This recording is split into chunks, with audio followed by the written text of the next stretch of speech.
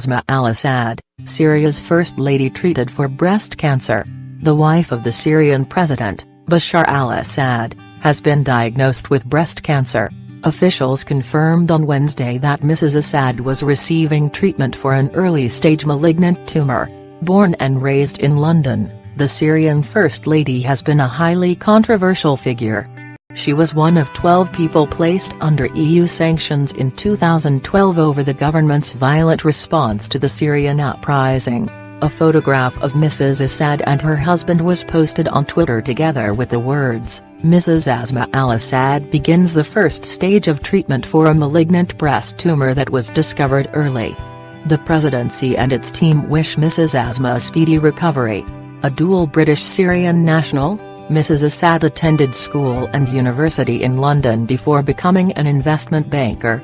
She moved to Syria in 2000 and married former ophthalmologist Bashar al-Assad, just months after he succeeded his father Hafez al-Assad as president.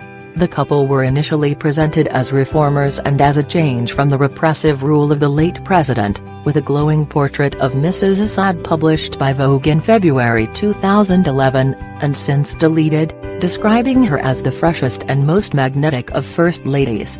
But just a month later, police reacted brutally to protests in the southern city of Daraa, sparking a conflict which has claimed the lives of around 500,000 people and displaced millions more. In her first public comments on the violence in February 2012, Mrs. Assad firmly stood beside her husband. "The president is the president of Syria, not a faction of Syrians, and the First Lady supports him in that role," a statement from her office to the Times newspaper read. The same year, activists released thousands of private emails purportedly from the president and his wife, apparently showing that Mrs. Assad continued to buy luxury goods even after the uprising had begun. She was also personally sanctioned by the EU.